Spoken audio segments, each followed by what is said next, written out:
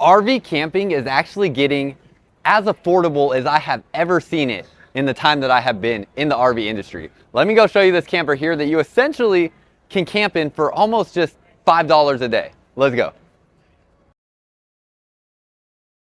What's up, y'all? Welcome back to another video. For y'all that are new here, my name is Miles with Firmly Unbound, and if you are a returning viewer, we're still here at the Hershey RV show, and this here is a Keystone Hideout single axle travel trailer. It is a 175 BH, and there are a few different single axle travel trailers out here with this price of $12,990. Now this here, I kid you not, I was at the Dallas RV show in February of this year, and these same exact style travel trailers were selling for around $18,000 to $19,997, and now have dropped this significantly in price, where they are now here at this Hershey RV show for $12,990. Now this is here at this Hershey RV show, so I can't promise you're going to be able to get this price anytime throughout the course of the year at any dealership, but nonetheless, even if you add a couple $1,000s to this price, it is still so much lower than what prices were at the beginning of the year, what they were last year. And this is kind of across the board with a lot of different brands, but I'm really excited to see it in this type of product here, where it's more of an entry-level travel trailer, something that, you know, a lot of people would look at to get into RV camping for the first time, so that people can more easily get into this situation and get into RV camping, get into something where they can travel with their family, make those memories with their family, and do it in a way where they're comfortable, where they're able to enjoy their time out doing what they're doing and don't have to tent camp or something like that. If you haven't heard my story before, my family actually got into RV camping, and I don't know if I've talked about this too much before. The last time we tent camped was, we took a trip. It was actually a hunting trip in Colorado, and we ended up having to set up our tent in a blizzard because we did not know a blizzard was coming. It was like 20 to 30 mile an hour winds. Snow got all into our tent. It was completely just a miserable experience, and that was literally the last time we ever tent camped. So something like this gives you a much more comfortable camping experience. Now this here, this Hideout, it is what is considered a stick in tin style travel trailer. Now what does that mean? That means it is an aluminum sided travel trailer with wood framing. Now that is going to be compared to something like in a fiberglass sided travel trailer with aluminum framing, which is like what we see next to us here with this Bullet Crossfire. And what's really impressive even about this is at $19,997. Like I said, this trailer here used to be this price, and this is a upgrade from what this is. So across the board, just seeing better pricing. As you look through this pass-through storage compartment, you're gonna have the storage space outside. That actually is really tall storage, and then you can see that wood framing through there as well. You have a 20-pound propane bottle up front, and then you're gonna have a spot for batteries up front here as well, and it is a manual tongue jack there. So nothing too crazy. You're just gonna have to hand crank that tongue jack, and then you're going to have, again, the aluminum siding on this travel trailer, awning that covers the exterior space here, and then you're going to have a single axle tire down underneath here. And when you get underneath the underbelly, it is an open and exposed underbelly. A lot of people leave comments asking if RVs have an enclosed underbelly. Almost everything out there in the market does, except for these very small single axle entry-level travel trailers, has an exposed underbelly. But don't let that deter you from thinking that's like something that is just a deal breaker, because my family, we have never once camped in conditions, except for that, probably that one time we were tent camping where we would have maybe needed an enclosed underbelly. But even in that situation, you still don't need to use your water supply depending on your camping experience that you're looking for. Like, we've taken gallons of water, like 10-gallon jugs of water that we use for our fresh water supply, that we keep inside the camper. There's different ways that you can get around that if you're really concerned about, you know, water tanks and water lines freezing and you're going to be camping in those kinds of conditions. Now, I'm going to wait for a chance to get inside, but while we wait for a chance to get inside, let's go look at the exact specs for towing real quick. See, the unloaded weight on this is only 3,160 pounds. Fully loaded is 4,385 pounds, so that gives you a 1,205 pound cargo carrying capacity, so that's how much weight you can put inside the RV. And this weight is going to make this towable by so many different vehicles out there in the market.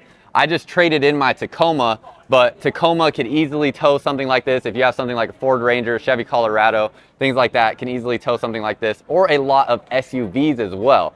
And if you have kids, this is a bunk model, so you want to load up your SUV, you want to allow the kids to have a comfortable space to go on the drive to where you're camping. You can still tow something like this with an SUV.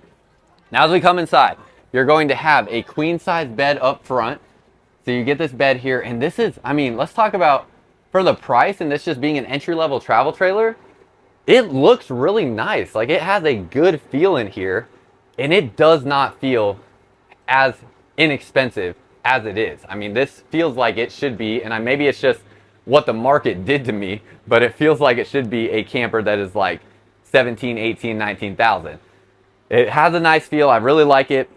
Underneath here, let's start picking some things apart. You're gonna have storage down here underneath the bed, and even that's like a thick base. I would have thought that would have been a thinner piece of wood, but you have a nice thick piece of wood there, thicker than I've seen on some other, you know, supports underneath beds in more expensive products. You have storage space here, so you open this up and you're gonna have a clothing rod. That's where you can store clothes. You have a shelf right here as well, so this is gonna be a nice place for storage. You can see they have some decor up here as well. And then right here you have outlets and USB ports.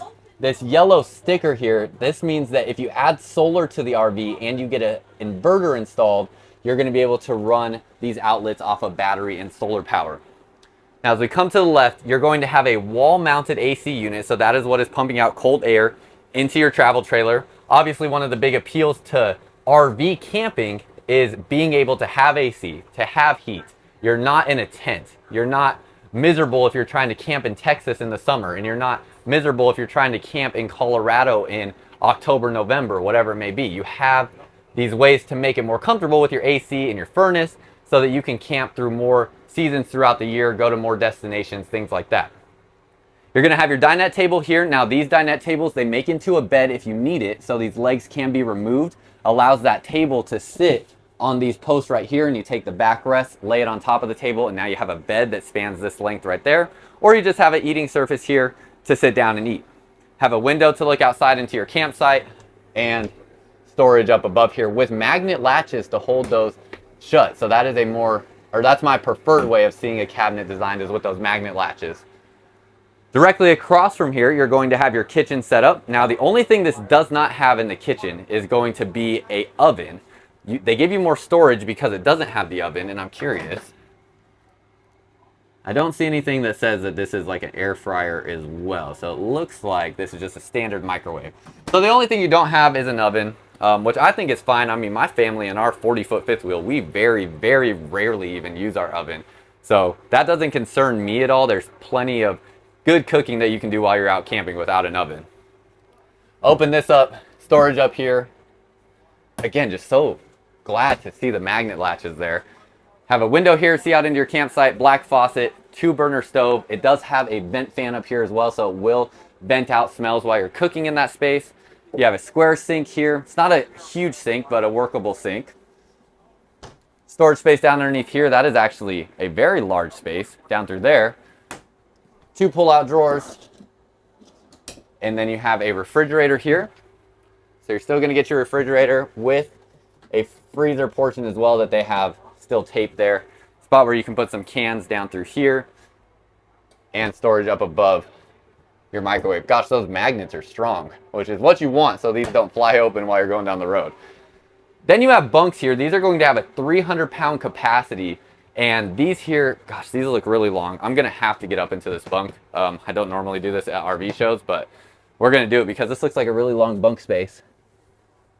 Gonna lay back in here, and okay, it's about 6 feet long. That's what I thought, but I wanted to make sure. Yeah, you have about a 6-foot long bunk. Someone like myself, being 6'1" without my shoes on, I'd have to bend my legs just a little bit, but I mean, I'm not a picky sleeper. I could definitely make that work. And if you have little kids, I mean, me as a little kid, I would have been excited to just sleep in anything as long as I got to, you know, go have the camping experience. So hopefully your kids will feel the same way. As you go back this way, you're gonna have your toilet back through here, and another, again, big benefit to RV camping, you have your own personal bathroom. You don't have to use campground facilities, and you have a shower as well. So shower back through here, it is gonna have a shower curtain, and you have a big skylight in here. You have a vent fan in here. You have a hook for your towels in here. And when I step into the shower, the ceiling height in general in this travel trailer feels like it's about, gosh, it's probably 6'6", 6'7" at least. Might be even a little bit taller. I stood on my tiptoes and did not touch my head on the ceiling. So when I get into the shower, it's probably about 5'9", 5'10" to right here. And then you could probably be about 6'3", 6'4" and fit with the skylight. And then camera's at my eye length, or eye height, sorry. So you have the shower head there sitting a little low. I'd have to duck underneath it to get under it, or you can just extend it up over your head. But still a very usable space if you do need a shower. I've done most of my camping in Colorado, honestly, and I have never used the RV shower in my family's, in any of our RVs that we've ever had over the years. I've always been able to make it through a weekend without needing to take a shower, but it's a dry climate out there as well, so I didn't really sweat. And Texas would be a whole different deal where I currently live. So that is your interior space. I mean, it's pretty simple, straightforward. It's nothing too crazy, but you get to camp affordably, and that's what's most exciting. Last thing I forgot to point out too, you have a tankless on-demand water heater, so you're gonna get pretty much an unlimited amount of hot water, but as long as you have propane to supply that. And that's it. So very curious what you think about this little travel trailer here and what you think about the price on this travel trailer. Let me know what you think down below in the comments, and until next time, live firmly unbound.